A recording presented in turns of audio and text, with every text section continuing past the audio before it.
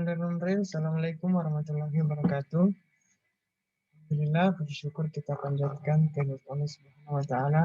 Alhamdulillah, pada pertemuan kedua ini kita kembali mengadakan perkuliahan kita mata kuliah transisi demokrasi di negara Islam. Di pertemuan kedua ini kita mempelajari demokrasi dan demokratisasi.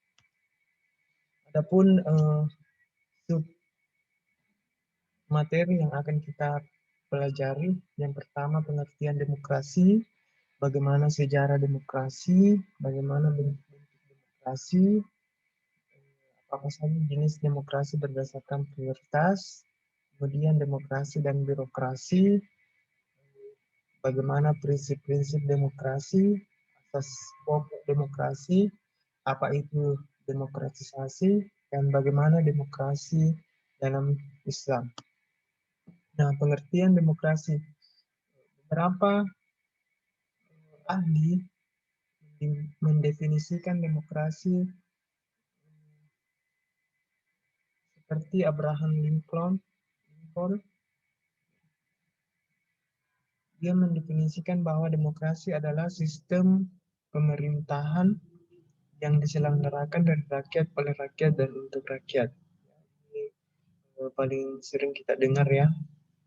Kemudian Charles Costello mendefinisikan demokrasi adalah sistem sosial dan politik pemerintahan diri dengan kekuasaan-kekuasaan pemerintah yang dibatasi hukum dan kebiasaan untuk melindungi hak-hak perorangan warga negara.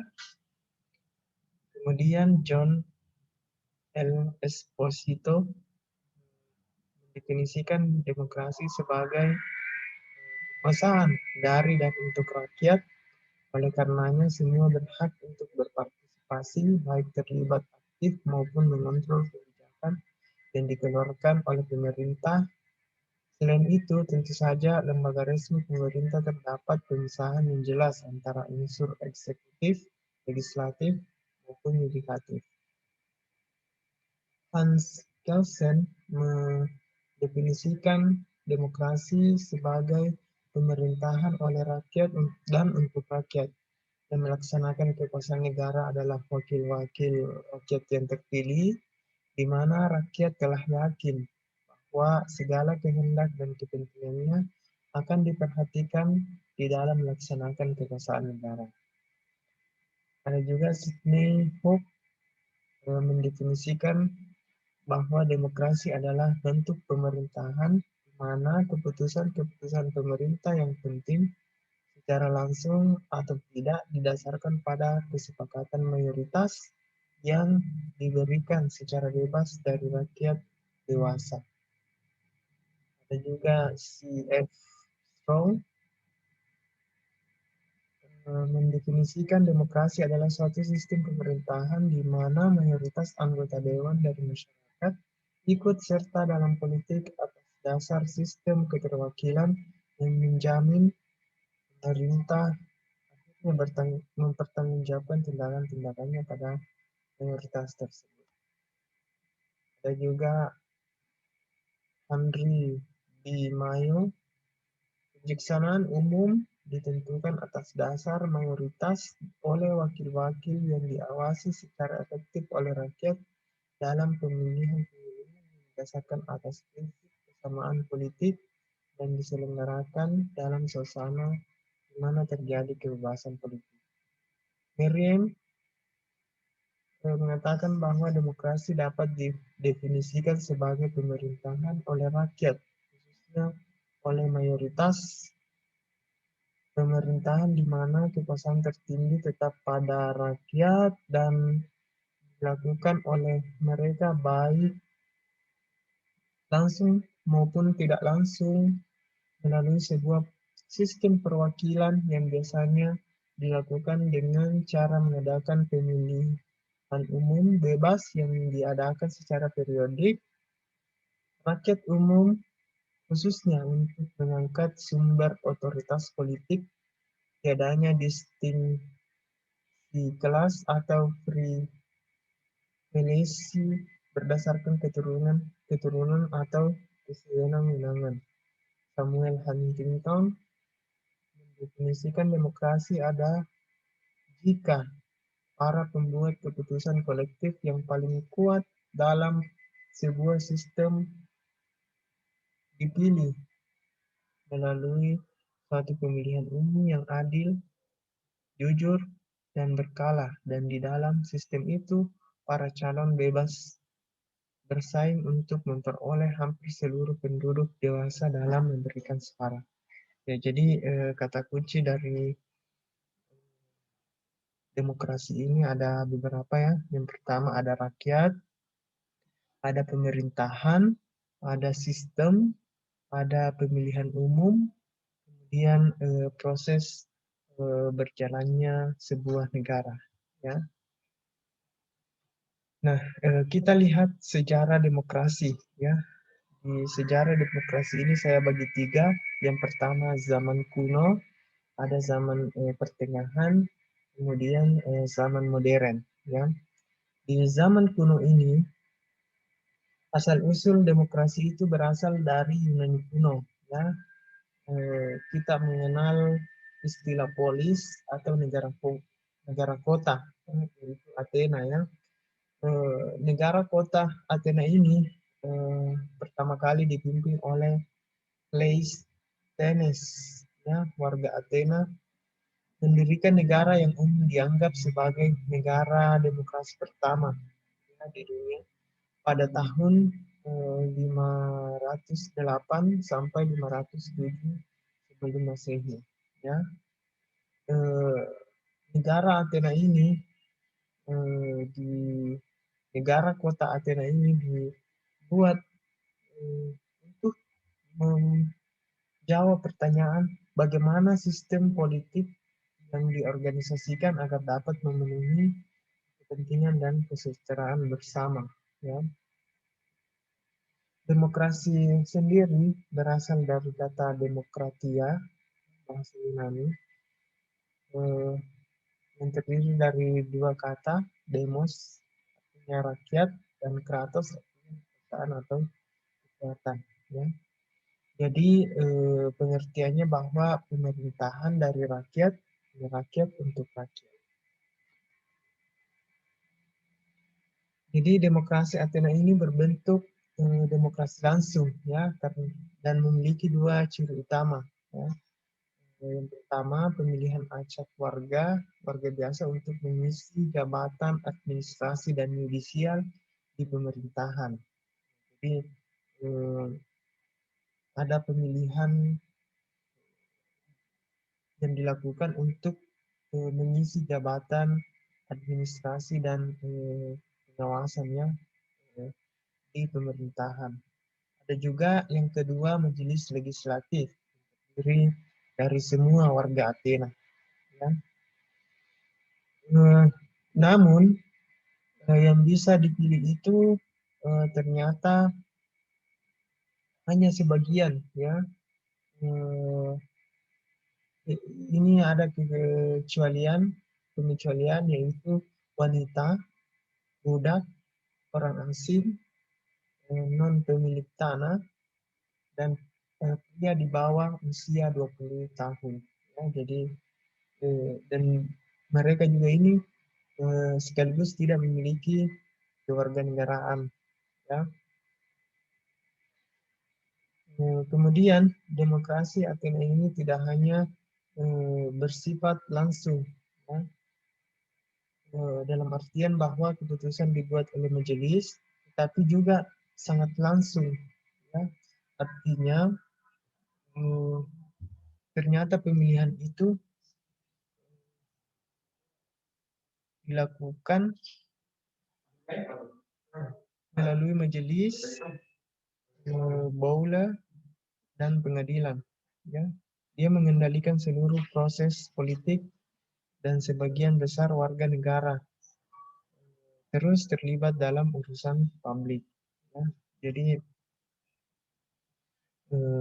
rakyat di sini bahu-membahu dalam membangun negara kota ini untuk urusan-urusan warga negaranya. Kemudian di Sparta, ya, salah satu kota di Yunani, pada tahun 700 sebelum Masehi, dia melakukan pemungutan suara kisaran, ya. Jadi ini adalah sebuah pemungutan suara yang sangat sangat tradisional, ya, karena mereka mengumpulkan orang di suatu tempat, kemudian mereka memilih pemimpinnya dengan cara berteriak, ya. Jadi, misalnya si A, siapa yang memilih si A silakan berteriak, siapa yang memilih si B silakan berteriak. Nah, nanti pada saat berteriak itulah kemudian dihitung jumlah suaranya, ya. Kemudian meski Republik Romawi berkontribusi banyak terhadap demokrasi, namun hanya sebagian kecil orang Romawi yang memiliki hak suara dalam pemilihan wakil rakyat. Ya.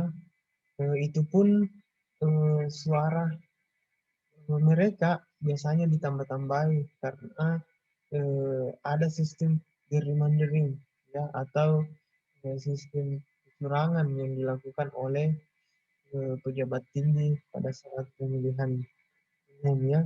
Kebanyakan eh, eh, mereka berasal dari keluarga-keluarga yang kaya dan ningrat.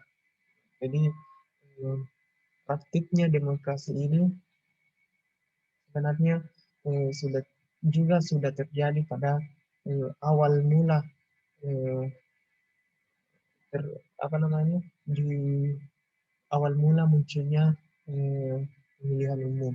Ya. Republik Romawi juga merupakan pemerintahan pertama di dunia Barat, ya, yang negara bangsanya berbentuk republik. Meskipun memang demokrasinya tidak menonjol, ya, bangsa Romawi menciptakan konsep klasik dan karya-karya dari zaman Yunani kuno yang terus dididik, ya, hingga saat ini masih terus namanya diadopsi oleh berbagai negara di dunia. Kemudian selain itu model pemerintahan Romawi juga menginspirasi para pemikir politik pada abad-abad selanjutnya, dan negara-negara demokrasi perwakilan modern cenderung meniru model Romawi, ya, bukan Yunani, karena Romawi adalah negara yang kekuasaan agungnya dipegang oleh rakyat dan perwakilan terpilih dan telah memilih atau mencalonkan seorang pemimpin. Demokrasi perwakilan adalah bentuk demokrasi yang rakyatnya memilih perwakilan yang kemudian memberi suara terhadap sejumlah inisiatif kebijakan. Ya, berbeda dengan demokrasi langsung yang rakyatnya memberi suara terhadap inisiatif kebijakan secara langsung. Ya. Jadi di sini ada dua poin utama, yaitu demokrasi perwakilan dengan demokrasi langsung. Ya. Bedanya kalau demokrasi langsung itu rakyatnya sendiri yang memberikan suara terhadap kebijakan, ya. Sedangkan demokrasi perwakilan berarti rakyat di sini eh, terlebih dahulu memilih perwakilannya, nanti perwakilannya yang eh, memberikan eh, inisiatif kebijakan untuk diterapkan. Nah, sejarah demokrasi yang kedua yaitu abad pertengahan. Di sini eh, di abad pertengahan ini sudah mulai bermunculan sistem pemilihan umum, ya, meskipun hanya melibatkan sebagian kecil penduduknya, ya, seperti pemilihan Gopala oleh kasta atas di anak benua India di Bengal. Ya. Kemudian ada pemilihan umum di Persemakmuran Polandia Lituania yang melibatkan 10% dari total populasinya. Ada Alting di Islandia, ada Lofting di Kepulauan Faroe, kemudian beberapa negara kota Italia abad pertengahan seperti Venesia, melakukan pemilihan umum, kemudian sistem Wata Irlandia abad pertengahan awal, Lecce di Republik Novgorod, dan Pskov di Rusia abad pertengahan. Ada Things di Skandinavia, Destiny di Tirol dan Swiss, kemudian kota perdagangan otonomi Sakai di Jepang pada abad ke-16, dan masyarakat Ikpo di Volta, Nigeria. Teman-teman bisa telusuri ini tentunya di internet ya, kalau misalnya teman-teman penasaran dengan bagaimana sistem pemilihan umum pada abad pertengahan. Ya. Jadi banyak wilayah di Eropa ya, pada abad pertengahan itu dipimpin oleh pendeta dan tuan tanah. Ya, karena mereka memang memiliki banyak pendukung, kemudian memiliki banyak modal eh, yang mereka keluarkan untuk eh, dan akhirnya mereka terpilih. Ya. Ada juga Kouroukan Kouga, ya, seorang pemimpin ini dia membela kekaisaran Mali di Afrika menjadi klan-klan keluarga berkuasa ya, yang diwakili di majelis umum yang bernama Ubara. Sayangnya piagam tersebut membuat Mali lebih mirip monarki konstitusional yang alih-alih republik demokratis. Ya, bagaimana tidak monarki ya? Karena mereka menjadikan klan-klan mereka berkuasa. Ya. Ada juga negara yang sistemnya lebih mendekati demokrasi modern seperti Republik Rostov di Ukraina pada abad ke-16 dan 17. Osek Hetmanate dan Zaporizhian Sich. Jabatan tertinggi di sana Hetman dipilih oleh perwakilan distrik-distrik negara tersebut. Sudah mulai ada tekanan baku dalam pemilihan.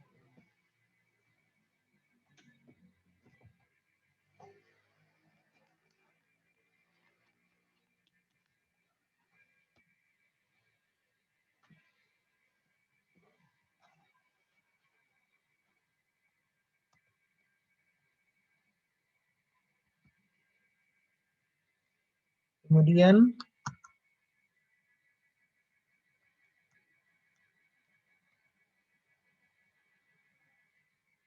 Parlemen Inggris sudah membatasi kekuasaan raja ya melalui Magna Carta terkenal itu ya yang secara rinci melindungi hak-hak khusus raja-raja ya, baik yang sudah bebas maupun yang masih terkekang, dan mendukung apa yang kelak menjadi habeas corpus, yaitu perlindungan kebebasan individu dari penahanan tak berdasar dengan membela diri.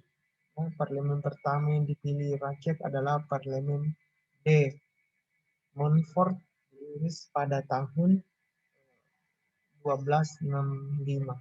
Ya. Kemudian, sayangnya hanya sekelompok kecil rakyat yang memiliki hak suara. Parlemen dipilih oleh sekian persen penduduk Inggris, ya, kurang dari 3% pada tahun 1780, dan kekuasaan menyusun parlemen berada di tangan monarki. Ya. Biasanya saat ia membutuhkan dana. Ini juga sangat kecil sekali ya angkanya, hanya 3% penduduk yang dilibatkan dalam pemilihan umum. Kemudian kekuasaan parlemen bertambah secara bertahap pada abad-abad berikutnya, ya, dengan perkembangan zaman waktu itu ya. Setelah Revolusi Agung 1688, Undang-Undang Hak Asasi Inggris tahun 1689 yang mengatur hak tertentu dan menambah pengaruh parlemen diberlakukan. Jadi, parlemen di Inggris pada waktu itu sudah mulai buat undang-undang untuk mengatur rakyatnya ya. Penyebaran perlahan ditingkatkan dan kekuasaan parlemen terus bertambah sampai monarki hanya bersifat pelengkap. Seiring meningkatnya penyebaran pengaruh, sistem pemerintahan di seluruh Inggris diseragamkan dengan penghapusan borok pusang atau borok yang jumlah pemilihnya sangat sedikit melalui Undang-Undang Reformasi 1832. Di Inggris ini terus ya, memperbaiki diri dalam sistem pemilihan umumnya ya. Nah, sejarah demokrasi di era modern saat ini, di abad 18-19, itu pertama kali dalam sejarah mengadopsi konstitusi demokrasi adalah Republik Persika pada tahun 1755. Konstitusi ini didasarkan pada prinsip-prinsip pencerahan dan sudah mengizinkan hak suara wanita, hak yang baru diberikan di negara demokrasi lain pada abad ke-20. Ya. Suara untuk wanita sudah mulai diberlakukan.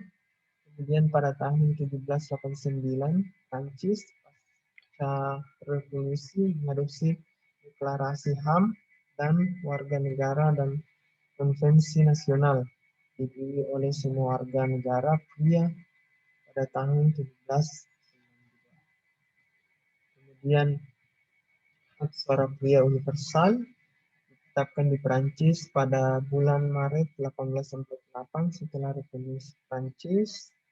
Kemudian di tahun yang sama, serangkaian revolusi pecah di Eropa setelah beberapa pemimpin negara dihadapkan pada tuntunan konstitusi liberal dan pemerintahan yang lebih demokratis dari rakyat.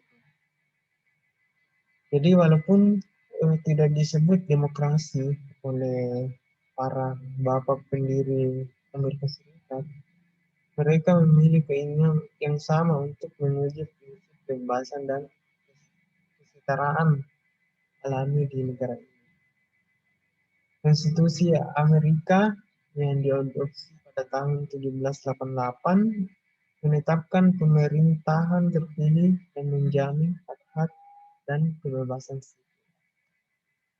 Pada zaman kolonial 1776 dan beberapa saat setelahnya, hanya pemilik properti atau pemilik tanah pria dewasa kulit putih yang boleh memberikan suara.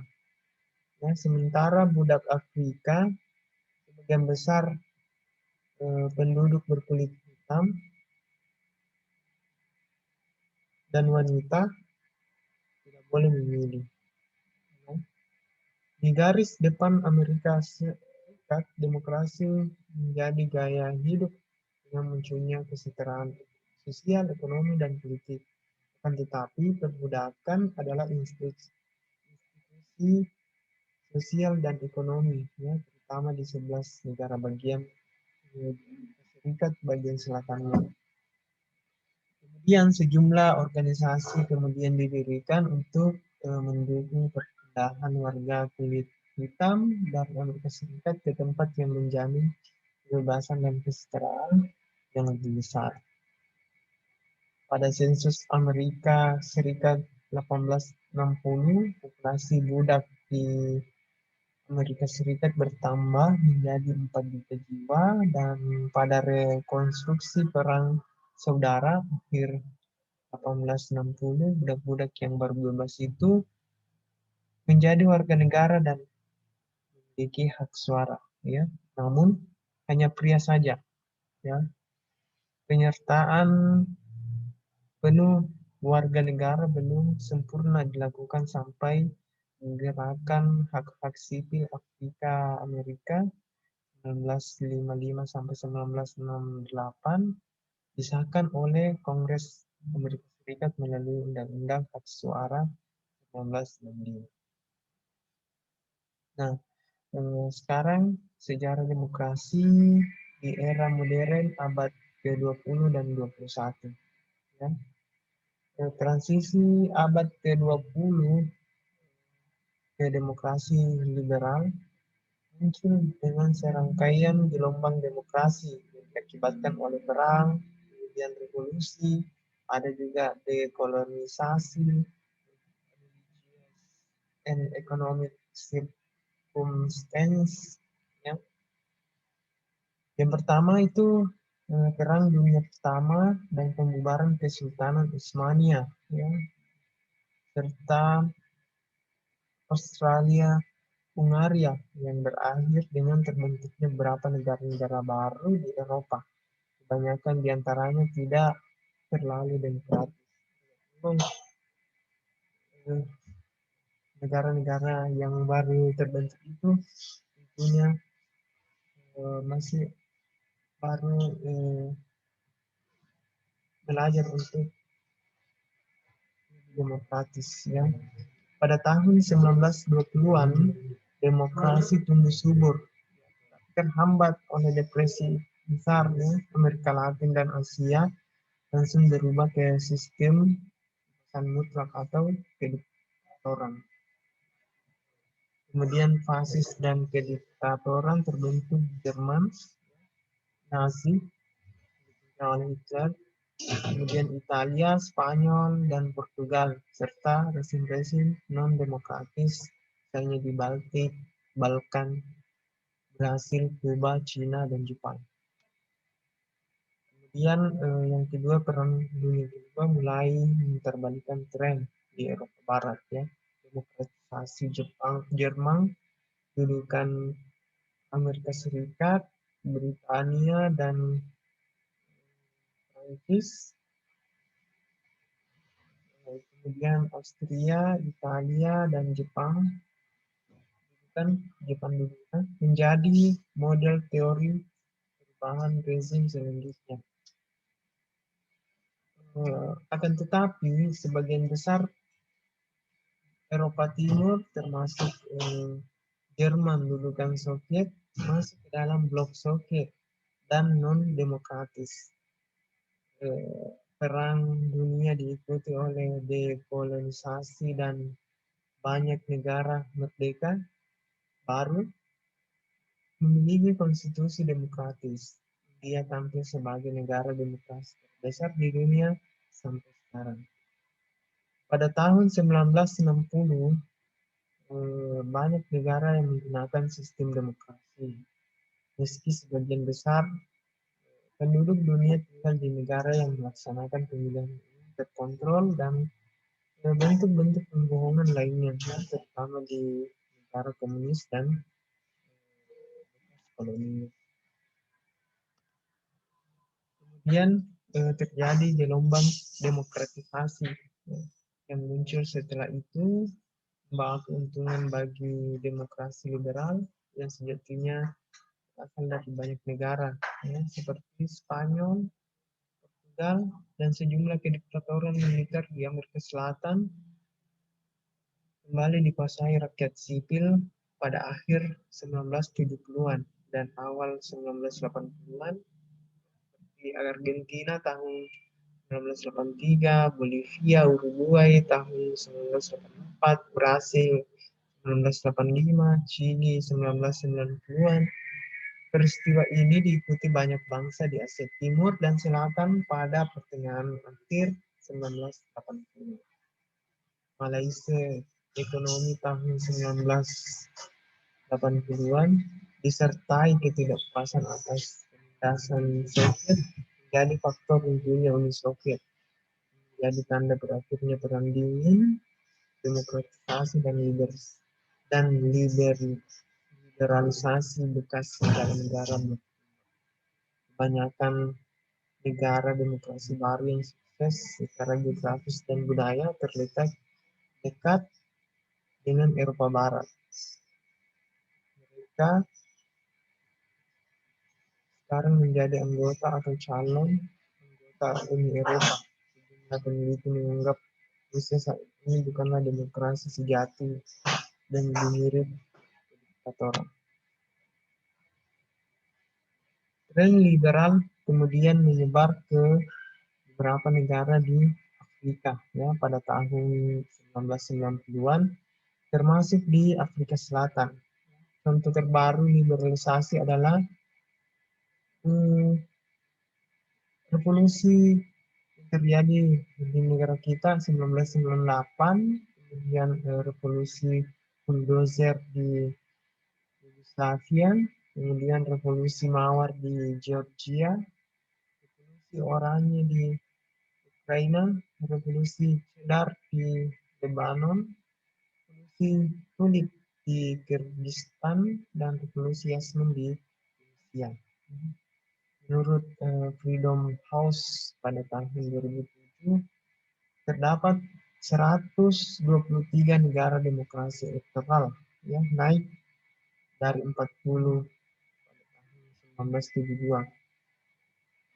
Kemudian menurut World Forum on Democracy, jumlah negara demokrasi elektoral mencapai 120 dari 192 negara di dunia. 58,2% penduduk dunia, mencakup setengah dari penduduk dunia. Pada saat yang sama, negara-negara demokrasi liberal berjumlah 85 dan mencakup 38% penduduk dunia. Pada tahun 2010, PBB menyatakan 15 September sebagai Hari Demokrasi Internasional. Nah, ini adalah peta dunia yang mana warna hijau tua ini adalah negara yang sudah full demokrasi. Sedangkan yang merah tua itu negara yang memiliki diktatoran. Ya. Ada indeksnya 9 di 0 sampai 10. Jadi semakin tinggi indeksnya berarti demokrasinya semakin full. Semakin rendah indeksnya, maka diktatorannya semakin tinggi juga. Bentuk-bentuk demokrasi ada dua. Yang pertama demokrasi langsung, yang kedua demokrasi perwakilan. Demokrasi langsung ini adalah demokrasi di mana rakyat memberikan suaranya secara langsung dalam menentukan suatu keputusan. Jadi demokrasi langsung ini setiap rakyat itu mewakili dirinya sendiri dalam memilih suatu kebijakan atau memilih suatu pemimpin. Ya. Kalau di negara kita ya pemilihan langsung seperti pemilihan presiden. Karena kita memiliki menentukan langsung pilihan kita kepada satu orang presiden, calon presiden. Kemudian ada juga demokrasi perwakilan. Demokrasi perwakilan ini adalah seluruh rakyat memilih perwakilan melalui pemilu untuk menentukan pendapat dan pengambilan keputusan bagi mereka. Jadi adalah pemilihan wakil rakyat ya, DPR RI, DPRD atau DPD. Jadi kita memilih perwakilan kita yang nantinya dia yang menyampaikan pendapat. Kemudian hubungan antara demokrasi dan birokrasi ya. Hubungan birokrasi dan demokrasi ini sesungguhnya rapat ya. Istilah birokrasi dan demokrasi ini sering dipertentangkan satu sama lain, baik pada tataran akademis maupun orang-orang awam. Namun di satu sisi, demokrasi publik ini menempati posisi penting dalam administrasi publik yang efektif. Namun, birokrasi ini dianggap bersifat legalistik dan mengabaikan tuntutan serta keinginan warga negara secara individual. Birokrasi cenderung diasosiasikan dengan sesuatu yang bersifat hierarkis, bahkan bentuk pemerintahan yang otoritarian. Ini tepat terjadi meski birokrasi tercipta justru untuk mengimplementasikan kebijakan yang telah dibuat atau seringkali secara demokratis. Tapi di sisi lain, lembaga pemerintahan yang demokratis itu diasumsikan amat responsif pada keinginan publik. Pemerintah yang demokratis itu berupaya mengutarakan pilihan publik ke dalam kebijakan positif. Ada tokoh yang bernama Richard Ross telah mengkaji hubungan antara voting dan pilihan kebijakan dalam negara demokrasi perwakilan yang ternyata tidak begitu jelas seperti yang digembor-gemborkan. Ya. Bahkan publik dapat saja memilih tujuan-tujuan yang konsisten atau publik punya harapan yang kurang realistik yang memaksa pemimpin baik di kalangan legislatif maupun birokrasi membuat keputusan hanya untuk mereka. Ya. Inilah potret yang terjadi di negara. Hubungan antara birokrasi dan demokrasi itu sekaligus paradoks ya, kita saling melengkapi. Paradoks akibat kenyataan bahwa negara demokrasi yang efektif justru memerlukan birokrasi yang berfungsi baik. Stereotip yang ditempelkan secara negatif pada birokrasi justru diperlukan oleh negara demokratis agar bisa berfungsi baik. Konsep birokrasi dan demokrasi mungkin terkesan bertentangan, namun sesungguhnya keduanya diperlukan demi terciptanya pemerintahan yang efektif dan responsif. Keduanya menyediakan manfaat bagi masyarakat. Responsif pemerintahan demokratis harus diimbangi dengan kepastian dan kenetralan yang ada di lembaga birokrasi. Itu juga proses-proses demokratis diperlukan demi mengesahkan proses pemerintahan dan menghasilkan perundang-undangan yang benar-benar diinginkan warga negara. Konsep komplementer birokrasi dan sejarah demokrasi itu esensial bagi good governance. Ini adalah prinsip-prinsip demokrasi ya. Yang pertama itu kedaulatan rakyat ya.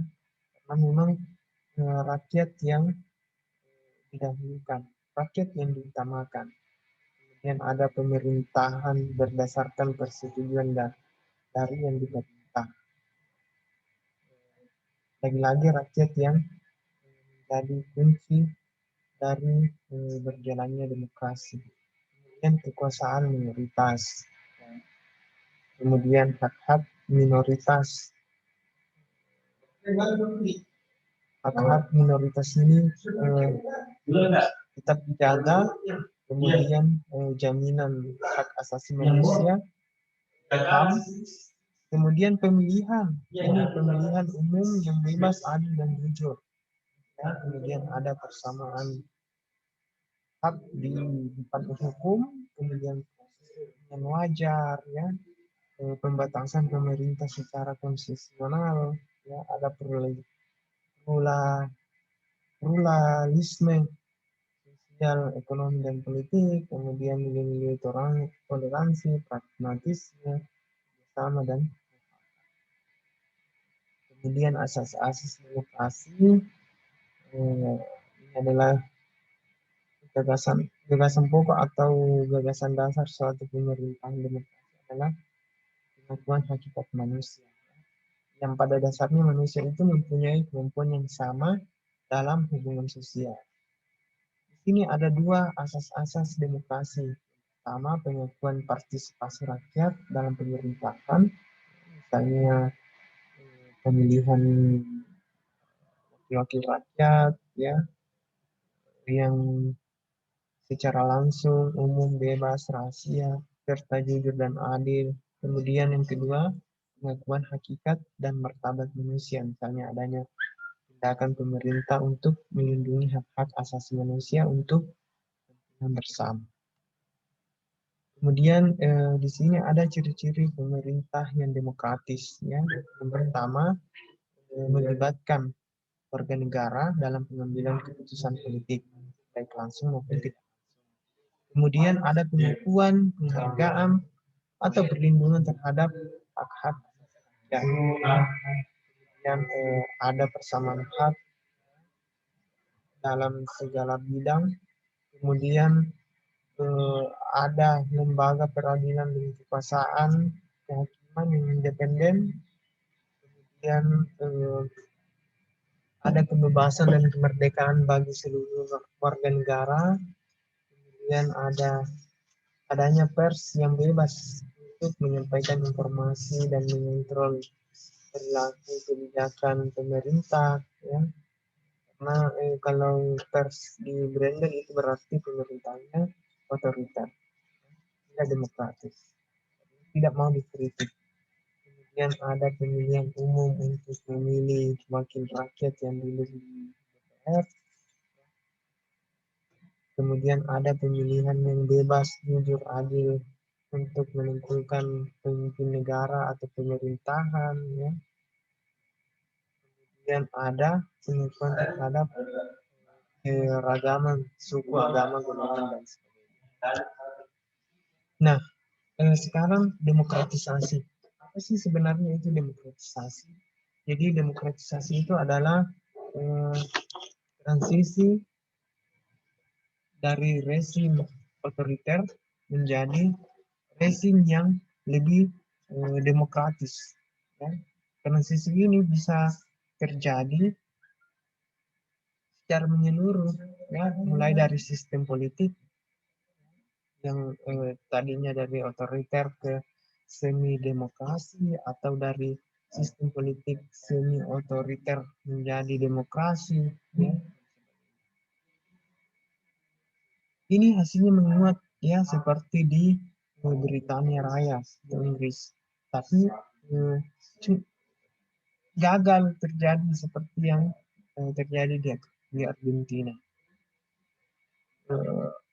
Berdasarkan pola demokratisasi digunakan untuk menjelaskan fenomena politik lain, ya, misalnya apakah negara terlibat dalam perang atau ekonominya tumbuh.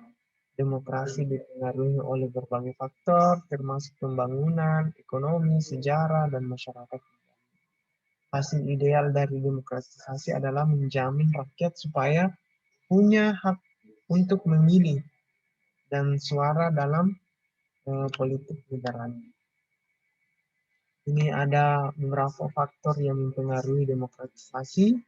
Yang pertama, kekayaan, ya. Jadi negara yang memiliki SDA, ya, itu biasanya akan cenderung untuk lebih cepat untuk melakukan demokratisasi. Ada kesetaraan sosial, ya.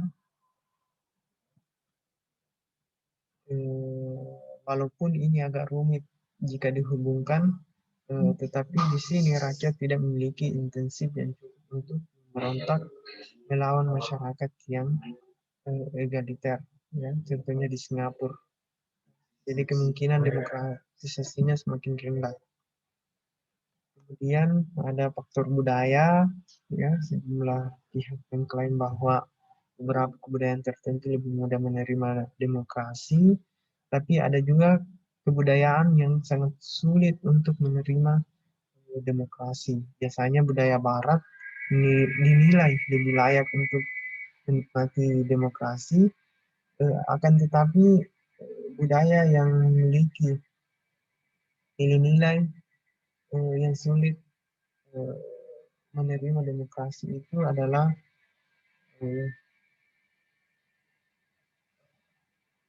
negara-negara seperti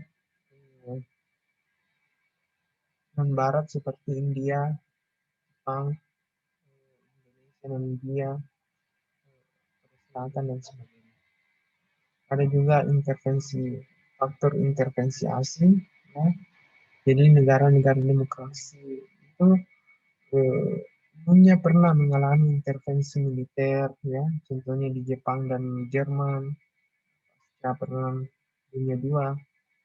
Ada juga dekolonisasi, ya, yang kadang mendorong terbentuknya demokrasi untuk digantikan oleh rezim otoriter, ya, dan sebagainya. Nah, sekarang demokrasi dalam Islam, ya, ada 3 faktor utama penyebab kurang berkembangnya demokrasi dalam Islam. Ya, yang pertama, pemahaman doktrinal, ya. Ada pemahaman yang menyebutkan bahwa dalam Islam itu demokrasi tidak diatur, ya. Demokrasi hanya semata-mata, Islam hanya semata-mata hanya eh, sebagai agama eh, yang apa namanya, yang memberikan keleluasan umatnya untuk beribadah dan sebagainya. Kemudian ada persoalan kultur, karena mayoritas negara-negara Islam memiliki kultur samina wa ta'na, dan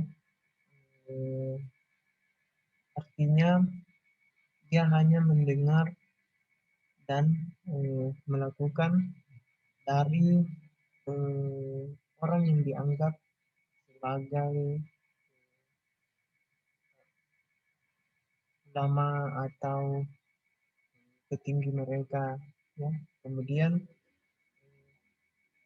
faktor yang ketiga, memang demokrasi ini sangat lambat ya.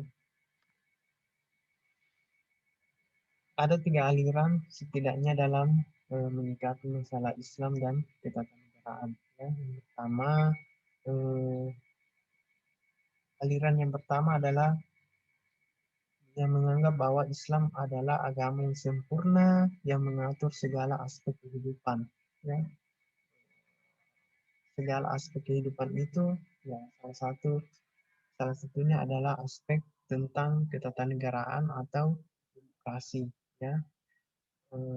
Tokohnya misalnya Hasan al-Banna, Said Qutb, Sheikh Muhammad Rashid Ridho, dan yang paling terkenal ini adalah aliran yang kedua adalah dia menganggap bahwa Islam itu adalah agama yang tidak ada hubungannya dengan negara. Ya, tokohnya itu adalah Ali Abdul Rashid Al-Taha Hussein. Dan yang ketiga adalah aliran yang menganggap bahwa di dalam Islam tidak didapati sistem ketatanegaraan, tetapi yang terdapat hanya seperangkat etika bagi kehidupan bernegara. Tokohnya seperti Dr. Muhammad Hussein Haikal. Di internal Islam pun masih ada perdebatan ya mengenai sistem kenegaraan ini. Hubungan Islam dengan demokrasi bisa kita lihat di dua aspek. Yang pertama aspek normatif, yang kedua aspek empiris. Di aspek normatif ini, ahli politik Islam mempersoalkan ini demokrasi dari sudut pandang Islam. Kemudian di aspek empiris ini kita menganalisis implementasi demokrasi dalam praktek politik dan ketatanegaraan di berbagai negara-negara Muslim. Kita lihat bagaimana praktik demokrasi pada zaman Nabi Muhammad ya. Yang kita ketahui bahwa Nabi Muhammad itu membangun sebuah peradaban di kota Madinah ya, yang mana kota Madinah ini memiliki struktur penduduk yang sangat heterogen dan penduduk itu sangat sulit untuk dipersatukan karena masing-masing dari klan-klan atau bani keturunan itu memiliki karakteristik yang sangat keras dan kuat untuk mempertahankan klannya ya. Namun saat memimpin Madinah ini Nabi Muhammad berhasil mempersatukannya ya. Dia membuat sebuah sistem sosial dan politik yang kita kenal sebagai Piagam Madinah. Jadi Piagam Madinah ini isinya prinsip-prinsip persamaan dalam politik, ekonomi, dan hukum. Ya. Ada prinsip persaudaraan, baik seiman maupun sesuku, maupun sebangsa, maupun seras, dan sebagainya. Kemudian ada prinsip kebebasan, ya, baik dalam ekspresi maupun mengemukakan pendapat bebas. Kemudian ada prinsip dalam penegakan hak-hak manusia, agama dan kemanusiaan. Jadi Nabi Muhammad dia tidak membeda-bedakan warganya ya, warga kota Madinah, baik itu berkulit putih maupun yang berkulit. Kemudian penyelenggaraan pemerintahan bersifat egaliter ya dan partisipatif karena melibatkan seluruh warga. Kemudian juga berprinsip pada keadilan, ya, adalah egalitarian, musyawarah, asyura, dan sebagainya. Sekian dan terima kasih atas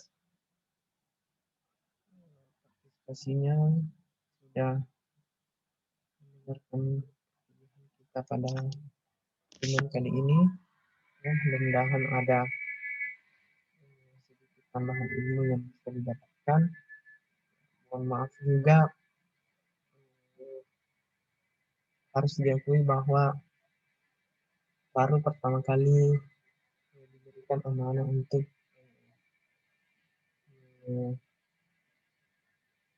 menampung mata kuliah ini, jadi masih banyak juga belajar dari dosen-dosen lain yang juga mengambil. Oke, sekian. Mohon maaf atas segala kekurangan. Assalamualaikum warahmatullahi wabarakatuh.